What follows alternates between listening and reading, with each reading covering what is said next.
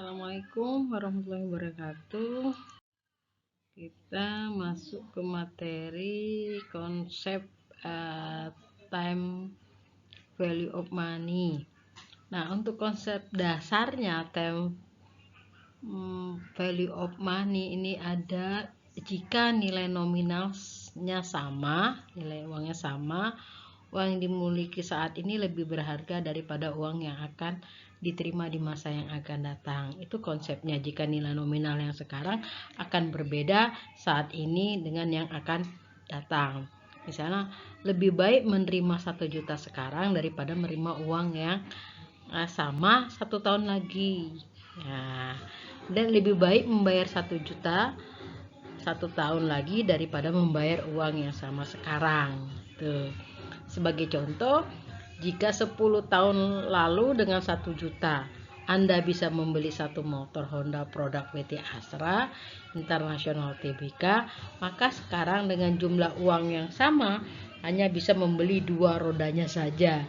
10 tahun kemudian uang 1 juta tadi mungkin hanya bisa untuk membeli helm motor saja. Nah, itu konsep dasar dari time value of money. Selanjutnya, konsep time value of money ini sebenarnya ingin mengatakan bahwa jika Anda punya uang, sebaiknya bahkan seharusnya diinvestasikan sehingga nilai uang itu tidak menyusut dimakan waktu. Sebab jika uang itu didiamkan atau diendapkan atau ditaruh di bawah bantal, berangkas atau lemari besi, maka uang itu tidak bekerja dan karenanya nilainya semakin lama semakin turun. Itu konsepnya. Nah, terkait dengan konsep tersebut, maka kita harus melakukan perhitungan bunga tetap, nilai yang akan datang, future value, kemudian present value, kemudian future value on an annuity, ya kan, nilai sekarang dan anuitas, present value of an annuity, gitu ya. Ini perhitungan-perhitungan yang nanti kita lihat. Nah, misalnya kita lihat dengan bunga tetap. Perhitungan bunga ini sangat sederhana, yang diperhitungkan dengan besarnya pokok yang sama, besar pokok yang sama dan tingkat bunganya juga sama pada setiap waktu. Nah, ingat ya, kalau bunga tetap ketika pokoknya yang sama dan tingkat bunga juga sama pada setiap waktu. Nah, walaupun pokok pinjaman pada kenyataan sudah berkurang sebesar angsuran pokok pinjaman, namun dalam perhitungan ini tetap digunakan standar perhitungannya sama.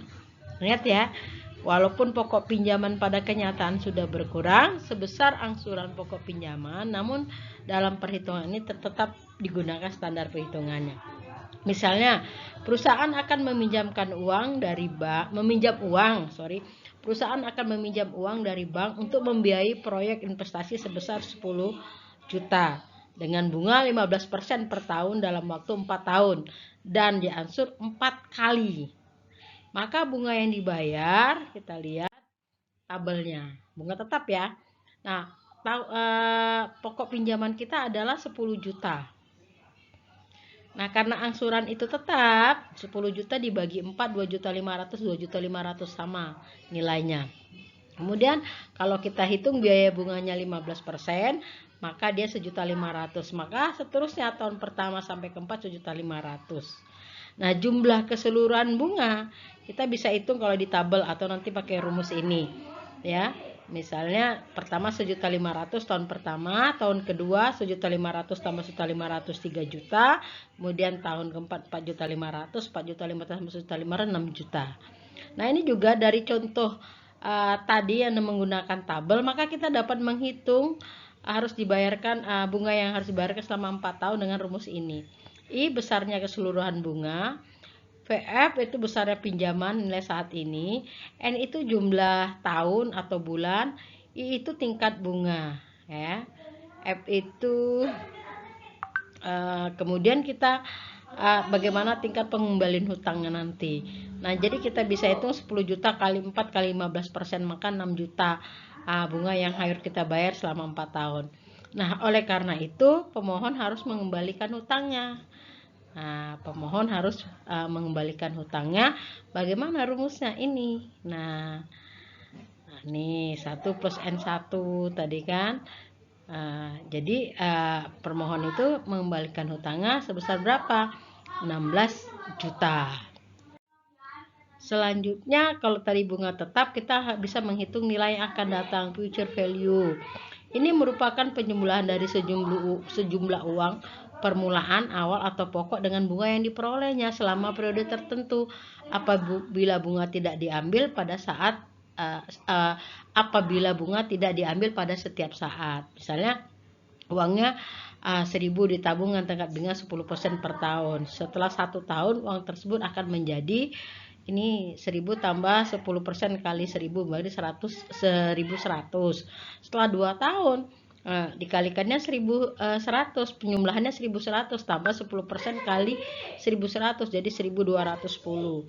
Catatan bunga tahun pertama ditambahkan ke pokok tabungan atau bunga majemuk.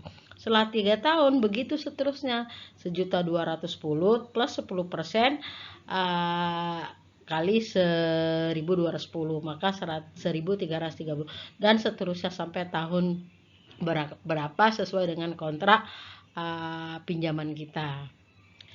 Itu kedua. Kemudian yang ketiga, nilai yang akan datang, future value. Nah, jika PF uang tabungan atau investasi awal itu tingkat bunga, N periode penabung atau investasi, FV uang yang akan diterima akhir periode. Ini rumusnya. Adik-adik bisa lihat di rumusnya ya, ini dengan keterangan ini. Nilai yang akan datang FV itu jumlah yang akan terakumulasi dari investasi sekarang untuk N periode pada tingkat bunga I. Nah, nilai yang akan datang jika bunga diperhitungkan setiap 6 bulan, yaitu setengah tahun, maka ini rumusnya. Jika bunga diperhitungkan 3 bulan, triwulan, maka ini rumusnya. Jika bunga diperhitungkan 1 bulan, ini rumusnya. Future value-nya ini, ya. Oke. Kemudian nilai sekarang, present value, ini kebalikan dari nilai yang akan datang. Nilai sekarang, present value, menghitung nilai uang pada waktu sekarang bagi sejumlah uang yang baru akan kita miliki beberapa tahun kemudian. Ini rumusnya. Ya, adik-adik bisa lihat ada present value factor, ada diskon faktornya, diskon rate-nya.